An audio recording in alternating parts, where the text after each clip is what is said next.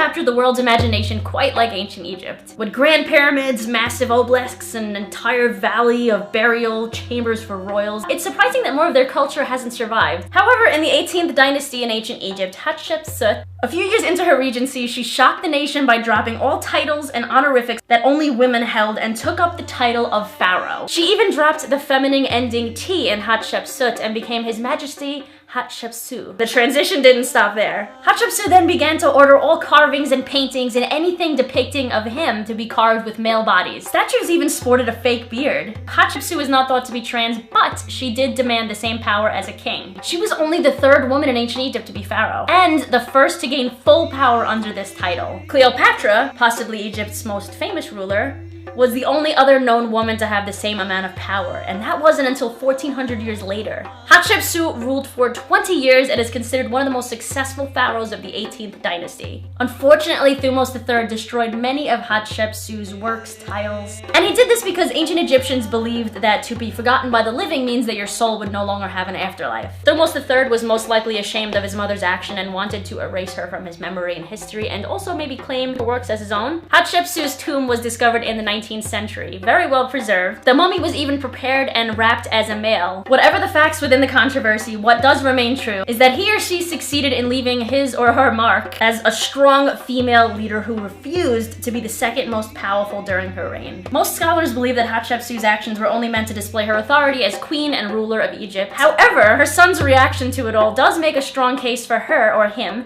being the first ever trans man ruler in history. Recorded history anyway. If you are enjoying these LGBT history videos, please make sure you go down there and give this video a big thumbs up. It lets me know that you're enjoying them so I can make more. I will see you guys on Monday with a brand new video. Until then, look inside into the moon.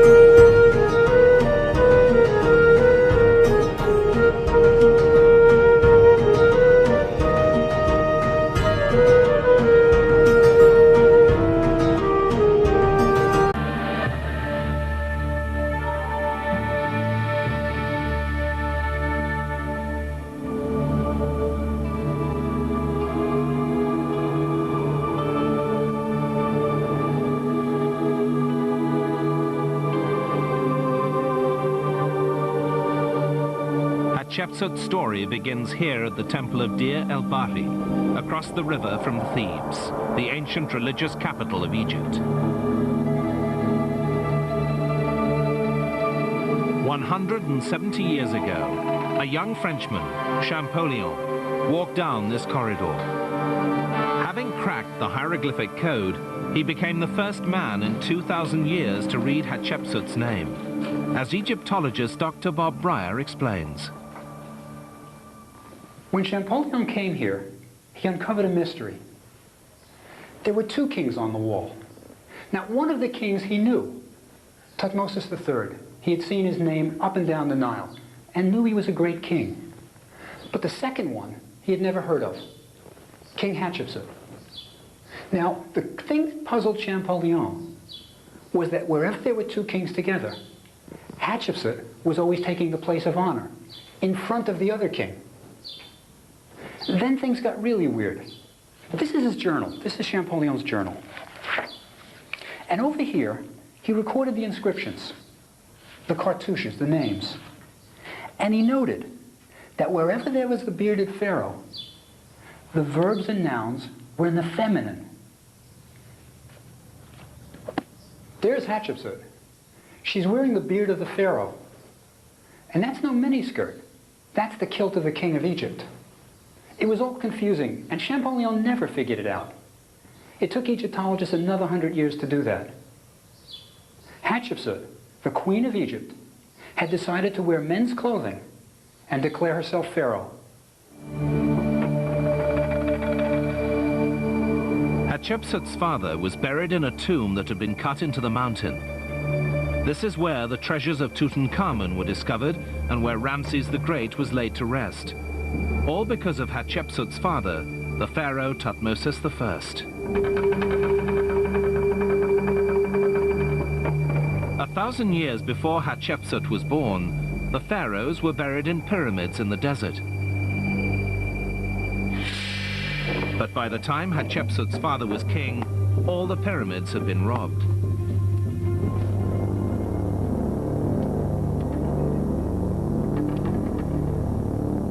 Egypt had suffered long periods of turmoil and instability and was just beginning to return to order.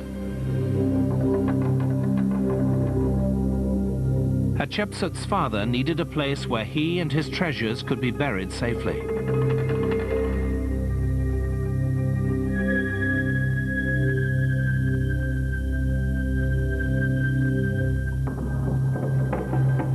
Thutmose decided on a secret burial in a remote, barren valley, an inhospitable place where no one would ever want to live. A site that would later become known to the world as the Valley of the Kings. It was a bold venture, but not beneath the capabilities of Hatshepsut's father. The tomb was completed, and Thutmose became the first pharaoh of Egypt to be buried in the Valley of the Kings.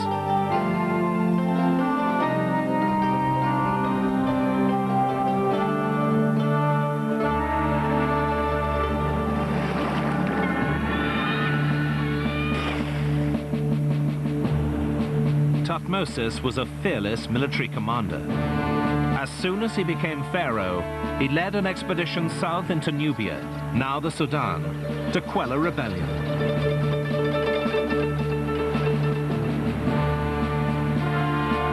He had to pass 4 dangerous cataracts, each of which could smash a ship to pieces.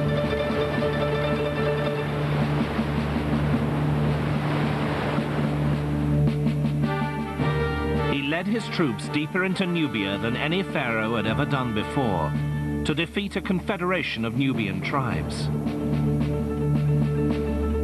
Hatshepsut's father was a formidable opponent.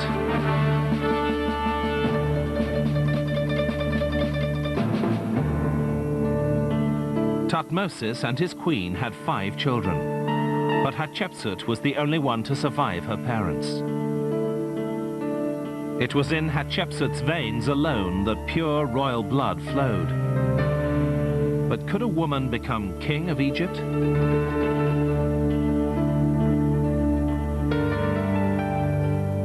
In a Egyptian times, choosing a king was complicated. Often embroiled in intrigue and power struggles, it took place in secret, behind palace walls. As Bob Breyer explains. This is a royal palace. It's a maze of tiny rooms.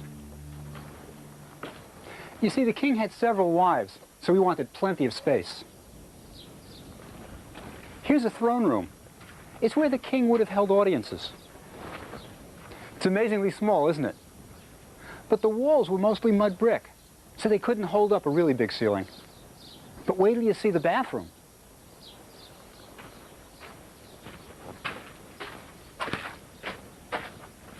It's practically camping out, but it was state-of-the-art for ancient Egypt. See this wall? It's stone. It's a luxury. If you took too many baths in a mud brick bathroom, you wouldn't have any walls left. There's no word in ancient Egyptian for queen. What the hieroglyphs really say is king's great wife. There was only one king's great wife at any one time, but beneath her were minor wives, and beneath them, concubines. And all of them hoped that one day their sons would be king of Egypt. Hatshepsut was a royal kid. She would have grown up in a palace like this. Lots of women, lots of children, lots of rooms, lots of intrigue. She was undoubtedly bright, and she should have succeeded her father as king if she were a boy. But the king's great wife didn't have any sons that lived, so the line of succession wasn't clear. This was the kind of time when the son of a minor wife could become Pharaoh of Egypt.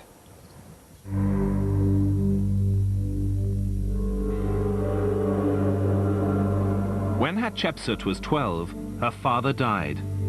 The young girl was the only true royal heir.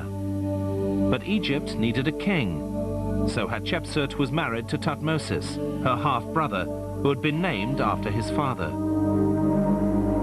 Thutmose II was the son of a minor wife, half royal, so he needed Hatshepsut if he were ever to rule as king. When they married, Thutmose II was in his 20s, and Hatshepsut, a 12-year-old girl, became Queen of Egypt.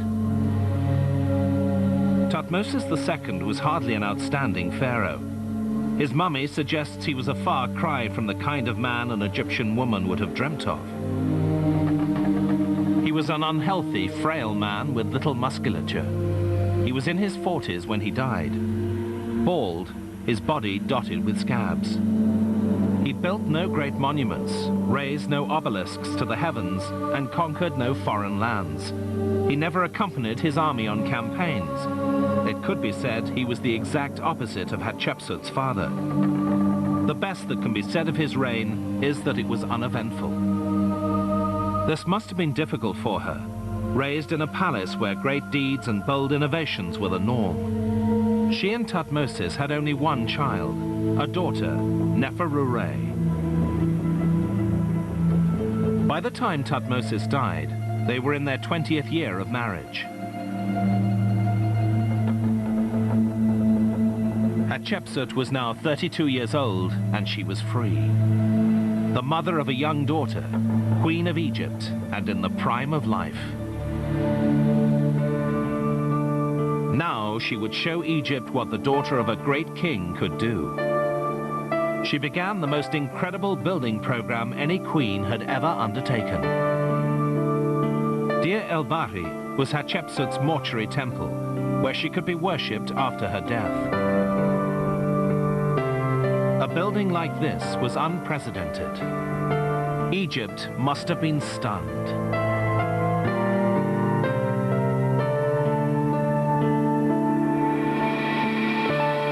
Nestling in the mountains, its clear, straight lines allow it to stand out against the rugged background. Arguably, it's one of the most beautiful temples ever built in ancient Egypt. In the previous century, Egypt's pharaohs had been preoccupied with war, fending off their enemies. This was the first major building project since the turmoil ceased. A beautiful work of art, it must also have made a strong political statement. Divine order will be restored. The Queen of Egypt is capable of great things. It was to mark the beginning of a new life for Hatshepsut. For 20 years, she had been the dutiful, silent wife of Thutmose II. Now, the energy she had inherited from her father was going to be expressed. Deir el-Bahri was the result.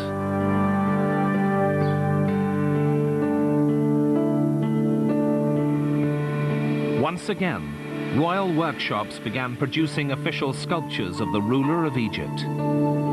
But Hatshepsut's portraits were different from those of her male predecessors. She was shown as slender, with an aquiline nose and full cheeks, a young woman, fresh and vibrant. For the next 1,000 years, her statues would set the standard. But it was to be her obelisks, undoubtedly among the greatest achievements of the ancient world, that would surpass even them in their magnificence.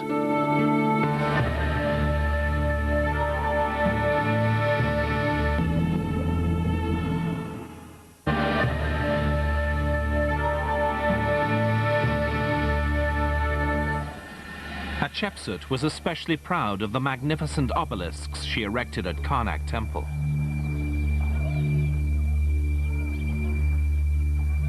Here, lying still unfinished in the quarry, is an example of an obelisk. Still attached to the granite from which it was carved, it shows its huge scale.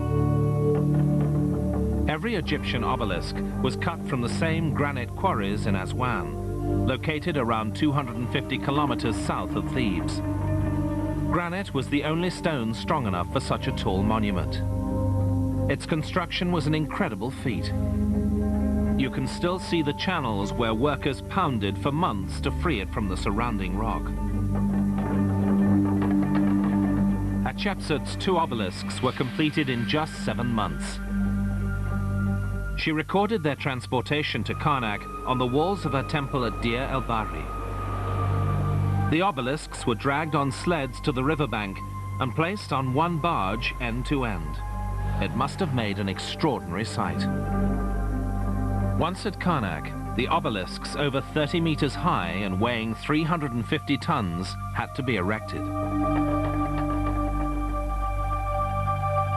There's no written record of how the Egyptians raised obelisks. The current theory is that they were lowered down a ramp onto a large granite base. The obelisk caught on a groove on the base and was then pulled upright by a series of ropes. And there is nothing holding an obelisk upright. It relies on its own perfect balance to remain on its base and stands as testament to the precision of Egyptian craftsmen. On the base of her obelisks, Hatshepsut wrote these words. She made them as her monument for her father Amun, lord of Thebes, presiding over Karnak, making for him 2 great obelisks of enduring granite of the south. Their summits of electrum, the best of any country, are seen on both sides of the river. Hatshepsut had every right to be proud. Her ultimate obelisk is the unfinished one in the quarry at Aswan. It weighs nearly 1,000 tons, 3 times the weight of the other obelisks. She was confident that it could be quarried, moved and erected, but it cracked while the workmen were pounding it free from the rock and had to be abandoned. It was not Hatshepsut's technology that failed, but the granite itself.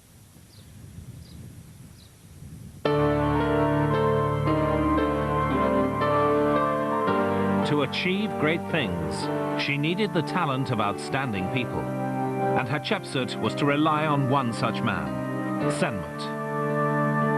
She elevated Senmut, her daughter's tutor, to the position of overseer of the works. Hatshepsut knew him well. She even entrusted her only child to him. Senmut's good service to Hatshepsut was well rewarded. He was born a commoner, but rose to one of the highest offices in the land. Under the patronage of Hatshepsut, he was able to build a shrine at Gebel Silsila, 60 kilometers north of Aswan. This has always been a special place.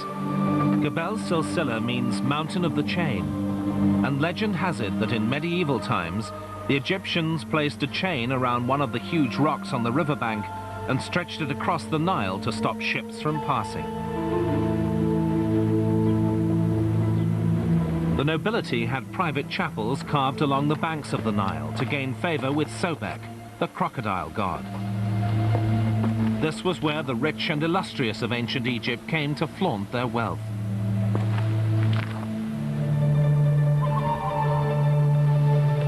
Here, among the elite of Egypt, Senmut built his chapel. But you have to look very hard to find it. It's not visible from the riverbank.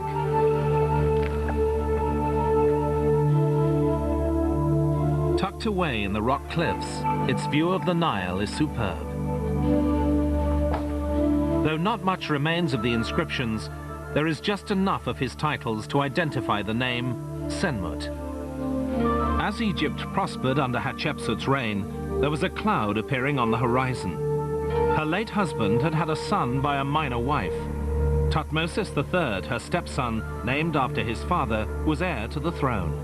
When he was young, it was only natural for Hatshepsut to rule in his place as regent. But now he was growing up. Tradition required that Egypt should have a king. Hatshepsut's power was about to slip away, as Bob Breyer explains. Think about what must have been going on inside of Hatshepsut's head. For 20 years, she endured a marriage where she was merely the king's wife. Now, for 7 glorious years, she ruled alone, doing great things. She must have loved it. I can't imagine her ever willing to give up the throne. But there was a problem. If Thutmose assumed the duties of king, his wife would become queen of Egypt, and Hatshepsut wouldn't be top banana. But what could she do? What Hatshepsut did next was unprecedented in the whole of Egyptian history. Egypt was at last to get its pharaoh, King Hatshepsut. Until now, she had kept the title of king's great wife, but to keep her power, Hatshepsut took the title king. This prevented her stepson Thutmose from assuming the throne. She was now shown wearing a false beard and pharaoh's garments. But how could she get away with it? The answer was that she was clearly an excellent ruler, and Egypt was content. A court official said of her, "The divine consort, Hatshepsut, settles the affairs of the 2 lands by her plans. Egypt was made to labor with bowed head for her, the excellent seed of the god." Hatshepsut had to play the part of a male to continue running the country. But she wasn't pretending to be a man. Though she wore the false beard and kilt of a pharaoh required for ceremonies of state, she did not attempt to hide the fact that she was a woman. Even her name, Hatshepsut, means foremost of the noble women. She was a successful ruler, and Egypt's newfound prosperity was her achievement. But would her stepson, the heir to the throne, accept this? All indications show that the teenage boy was more than happy. He was probably where he wanted to be, on expeditions, traveling with the army. And if her stepson Thutmose was in the army, he was probably training in Syria. Throughout history, Syria has been a battleground because of its strategic location. The Hittites in the north, where modern Turkey is today, had always fought Egypt for control of Syria. Egypt periodically sent military expeditions here to enforce their presence, and Thutmose was no doubt part of that force. Centuries after the Egyptians, Roman armies fought for control of Syria and the trade routes. Much later, in the Middle Ages, the Crusaders built huge forts in Syria when they fought for the Holy Land.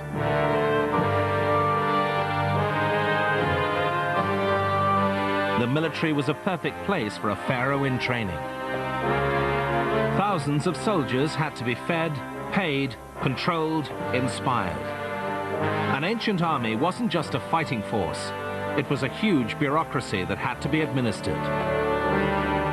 Someone had to oversee the stables, the weapons, the chariots, and deal with potential problems of successfully transporting and storing food for thousands of men.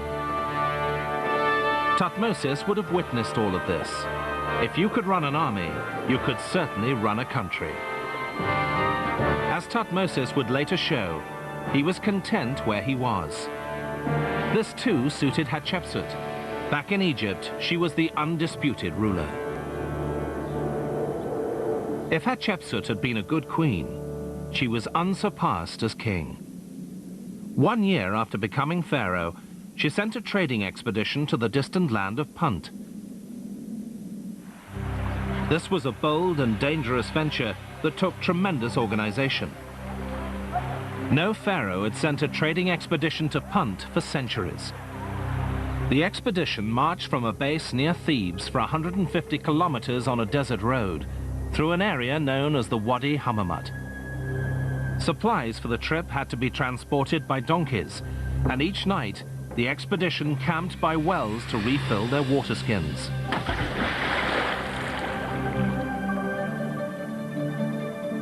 When they finally reached the port of Qusair on the Red Sea, supplies were loaded onto 5 ships for the 900-kilometer journey south.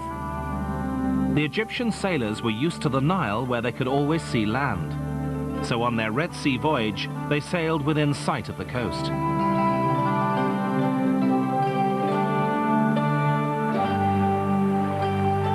Punt was located in the Sudan, on the border of Ethiopia.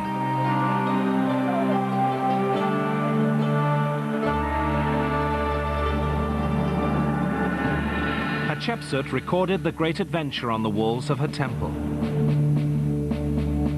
When the ships arrived, they were greeted by the Queen of Punt, shown as an obese woman. The Puntians lived in thatched-roofed houses on stilts, and because the Egyptians had not traded there for centuries, they were unlike anything they had seen before. This was the first depiction of tribal African life in history.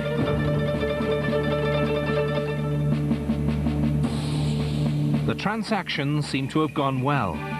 The ships were loaded with incense and frankincense and myrrh trees, with their roots carefully wrapped and protected in baskets.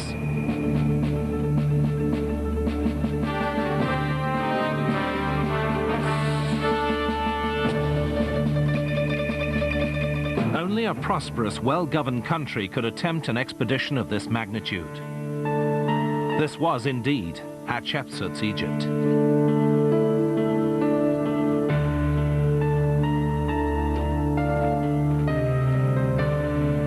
As her reign of prosperity continued, no one benefited more than Senmut. He had already been promoted to overseer of the royal works, but around the time Hatshepsut became king, Senmut was permitted to begin constructing his own tomb, high on a hill, with a fine view of the plain and river below. It was vast, befitting a man favored by the king. On the walls, Senmut recorded his titles. He was in charge of the palace, but he was also overseer of the granaries of the god Amun, overseer of the house of Amun, and overseer of the officials, which basically meant he was in charge of everything. The tomb is badly damaged, but there are glimpses of its former glory.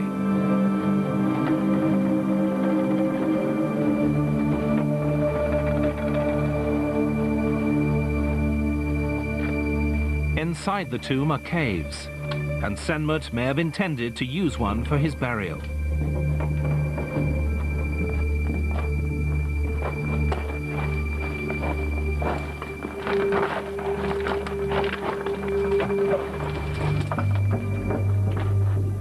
One clue as to how important Senmut was to Hatshepsut can be found in the broken pieces of his sarcophagus, found by excavators in his tomb. Like forensic detectives, they pieced it back together and were surprised at their discovery.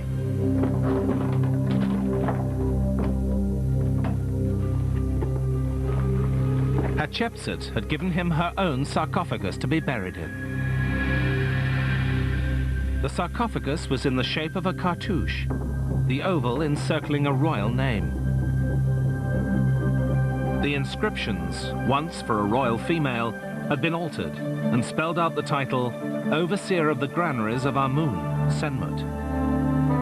No commoner had ever been buried in a royal sarcophagus. Senmut must have been a very special person. The sarcophagus was probably carved for Hatshepsut when she was still queen. But when she became king, she needed a new one to reflect her position as pharaoh.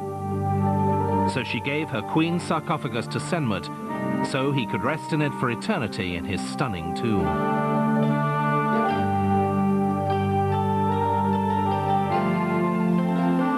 Given Senmut's privileged position in Hatshepsut's court, the sarcophagus, all his titles, the shrine at Gebel Silsila, and his vast tomb with its beautiful view, many have suggested that Senmut and Hatshepsut were lovers.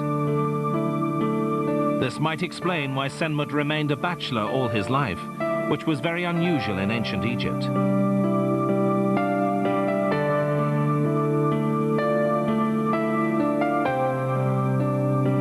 If they were lovers, it would have to have been kept secret.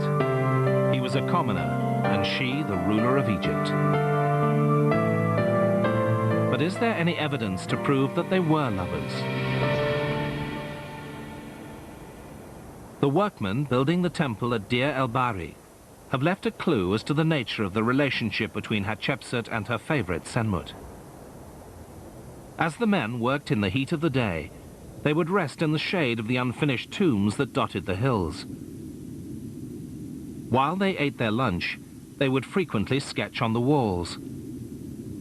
One of the workmen seems to have made his boss, Senmut, the subject of this graffiti. He has drawn a figure wearing the overseer's cap, making love to a female, wearing what seems to be a pharaoh's headdress. The workmen weren't alone in their suspicions. More than one Egyptologist has suggested that Hatshepsut and Senmut were lovers.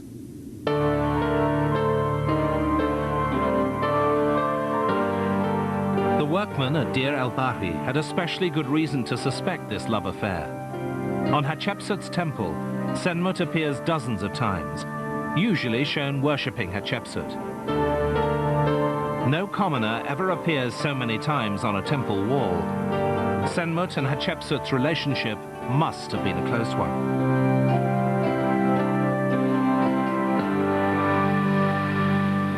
Hatshepsut's image has suffered at the hands of early Egyptologists, men who felt a woman couldn't possibly achieve such great things alone.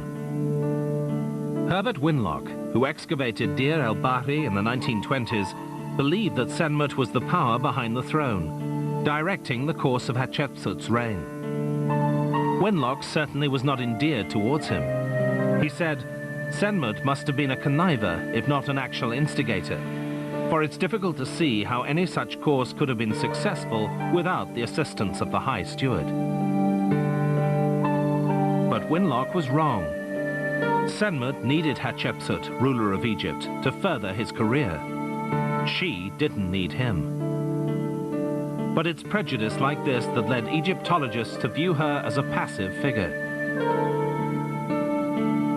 But Hatshepsut was no shrinking violet, arranging the palace furniture. There's even a report that she led her troops in battle.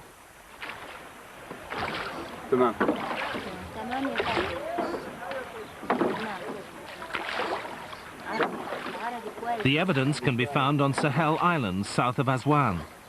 Bob Breyer has taken the ferry to this remote site that is rarely visited today. Insurance company. Insurance? Really? Again, yes, on July.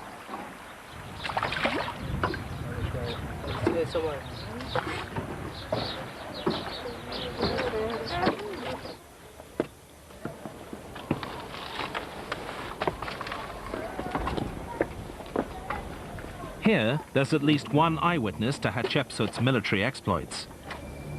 One of her treasurers went on a military campaign to Nubia, probably to keep track of spending and the wealth they brought back.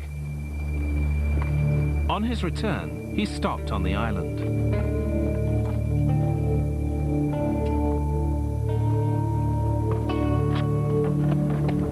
Sahel was the bulletin board of Egypt, where announcements were carved on rocks for all to see. There they would remain for thousands of years.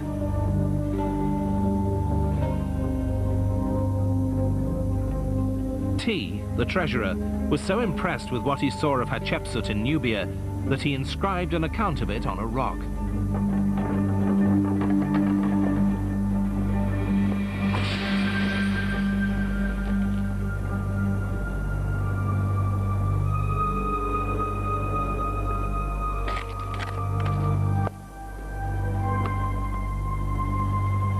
Though Dr. Breyer hasn't yet seen the actual inscription, the great Egyptian Egyptologist Labib Habishi wrote about it. In the hundreds of inscriptions all over the island, would he be able to find it? It's not what I'm looking for, but it's pretty good. It's a Hatshepsut inscription. It's carved by a man named Amenhotep. There's his name. And he was Hatshepsut's overseer of the works here. And what he was really proud of is that he quarried two of his queen's obelisks. There's the word for obelisk, techenu. Now, he had a problem, though. Hatshepsut was king, but she was a female. So poor Amenhotep wasn't sure how to refer to her. So over here he says that he was beloved of him. He wanted to be politically correct, but he just didn't know what to do.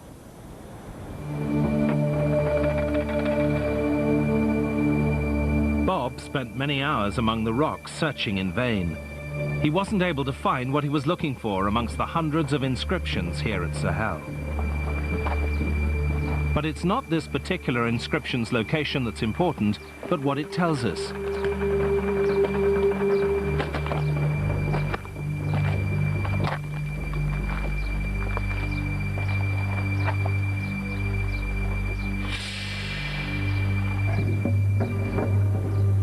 Carved by the treasurer T, whose job it was to keep track of the spoils the army took from Nubia, it says that Hatshepsut was with the army in Nubia and that she defeated the Nubians.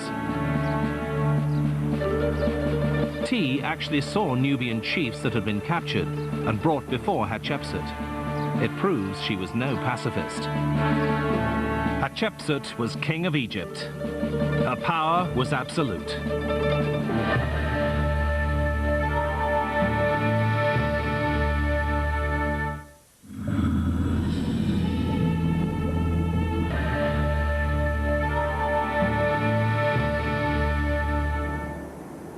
Towards the end of her reign, Hatshepsut bestowed yet another honor on Senmut. He was permitted to build an even grander tomb, right next to her temple at Deir el-Bahri.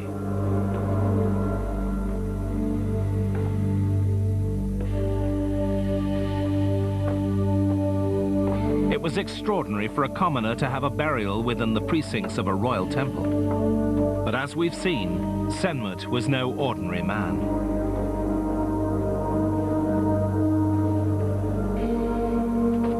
The new tomb has some interesting features. Amongst them, Egyptologist Bob Breyer's favorite is the portrait of Senmut, complete with wrinkled cheeks.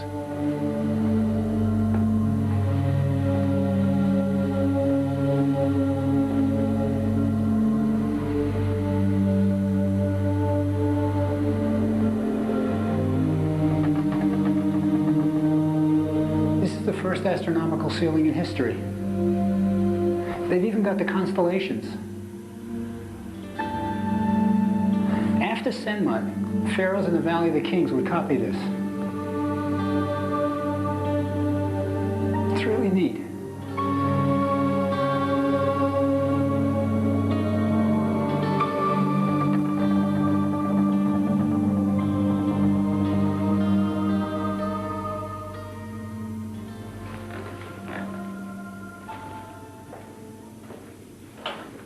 We know Senmut wanted to be buried here. He covered the walls with spells from the Book of the Dead. And then he had a request. O you who are among the land of the living, be you scribe or priest, say the magical spells for Senmut, the steward of Amun. There may have been a special reason why Hatshepsut permitted Senmut to build his tomb so close to her temple. Senmut's tomb tunnels straight towards the Valley of the Kings, just a few hundred meters away, and that's precisely where Hatshepsut's tomb lies. Unable to express their love openly in life, they may have intended to spend eternity together. And they may have achieved it. Senmut died before Hatshepsut. Just a few years later, she joined him in the next world. Her tomb on the other side of the mountains is one of the most unusual in the Valley of the Kings, as Bob Breyer has discovered.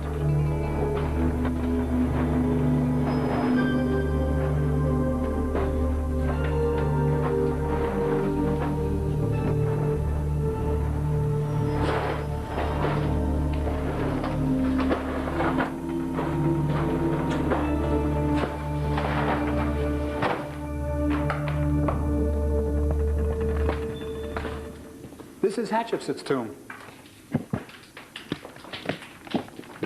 There's a lot of history here, ancient and modern. It was discovered in 1903 by Howard Carter, about 20 years before he found Tutankhamun's tomb.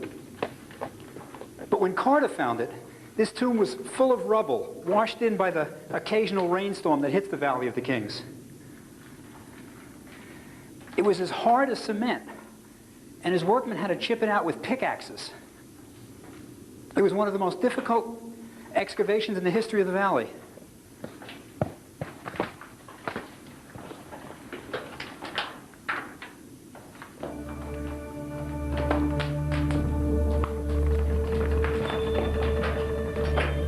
After 2 months of clearing, Carter had to stop work. The air in the tomb was so bad and so hot that the workmen couldn't keep their candles alight. Eventually, they brought in electric lights, a new technology for the time. As they struggled to clear the passage, it seemed it would never end. It was, in fact, the longest and deepest tomb in the Valley of the Kings.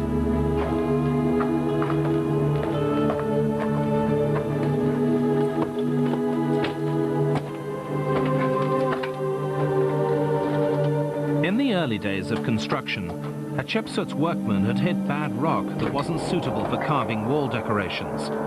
So they kept going, descending, twisting and turning in search of fine limestone. But they never found it.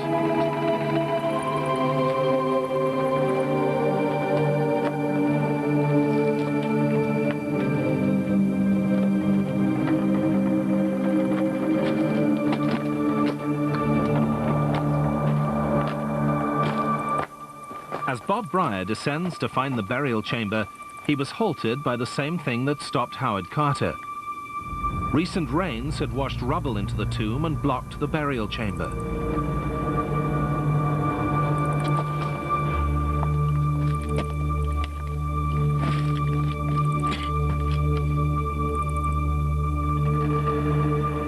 Carter did finally reach the burial chamber, where he found 2 beautiful red quartzite sarcophagi.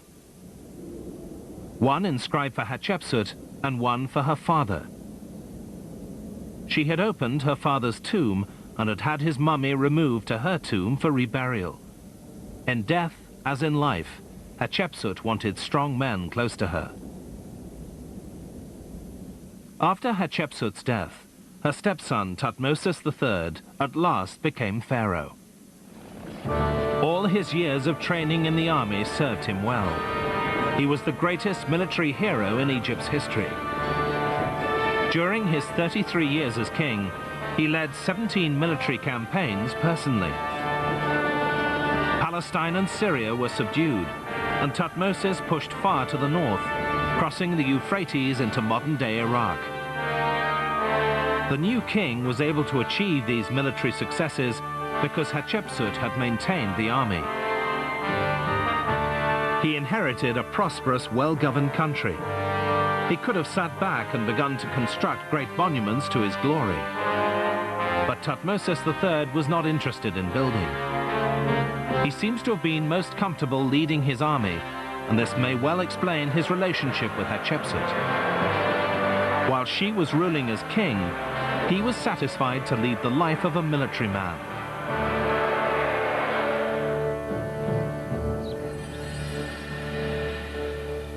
The remains of a red stone chapel built by Hatshepsut at Karnak Temple suggests this was a mutually beneficial relationship.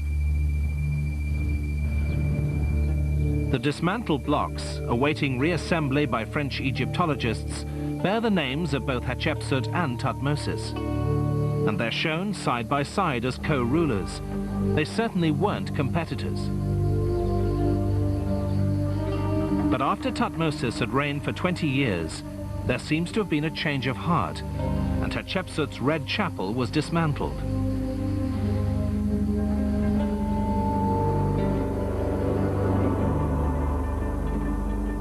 Her name was erased on all her monuments and was replaced with the name of her father, her husband, or her successor. History was being rewritten. It was as if Hatshepsut had never existed.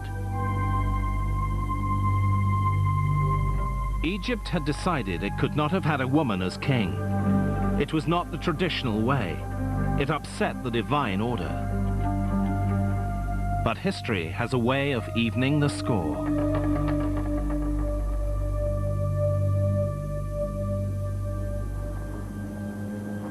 In the 1870s, one of the greatest archaeological finds of all time was uncovered. More than a dozen royal mummies were found in a single tomb. In ancient times, the Valley of the Kings had become unsafe, and the mummies of the kings and queens of Egypt were gathered and buried in a cache. Discovered by Egyptian authorities, the mummies were hastily moved to the museum in Cairo.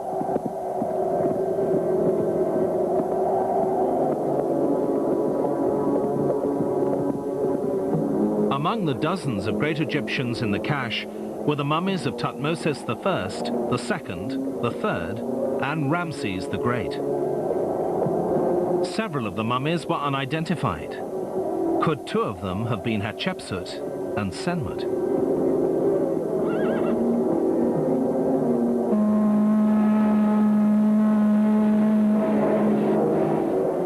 Among the objects found with the mummies is a box bearing the cartouche of Hatshepsut.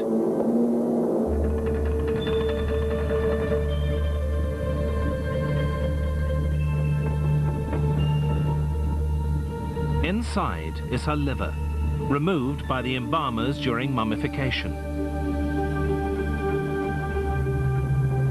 Since her liver is present, it's reasonable to conclude that one of the unidentified female mummies from the cache is Hatshepsut. There is also a possibility that one of the unidentified males is Shendyt. We know what he looked like.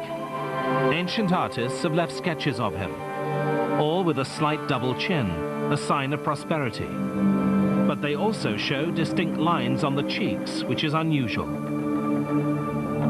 Winlock, the American excavator who found the sketches of Shendyt, said, as for the wrinkles, they were surely the feature by which he was known. One of the mummies found in the communal tomb was described by the anatomist who first examined it as probably a high official, well advanced in years. Could it be Shendyt? Known as Unknown Man C, the distinguishing feature of this mummy is the deep wrinkles on his cheeks.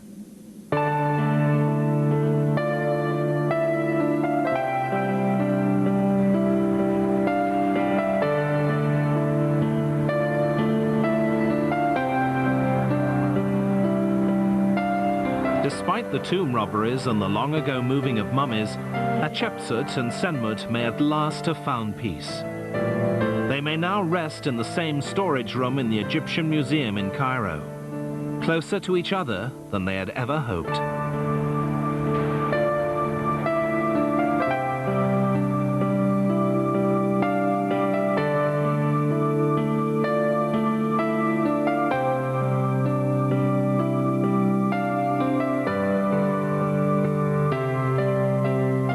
Hatshepsut's 22-year reign was a great success, even by Egyptian standards.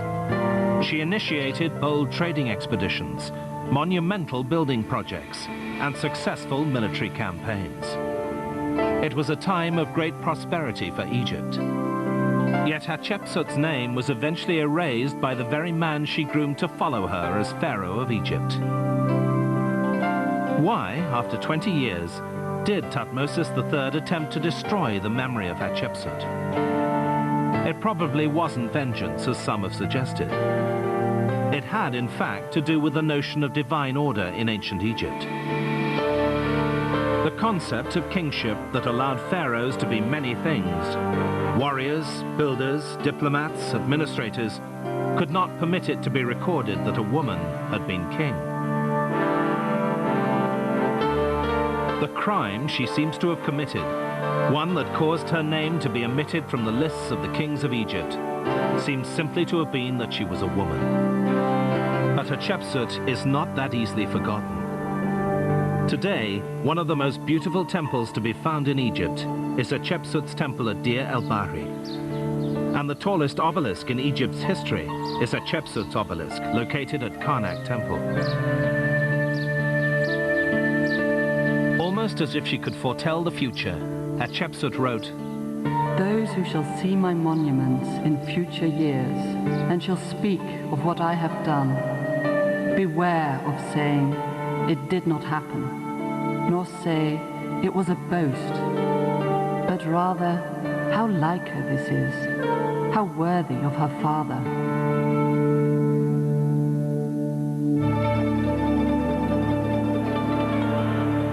1/50th of a teaspoon of scorpion venom can kill a small child. We extract it in Discover magazine next.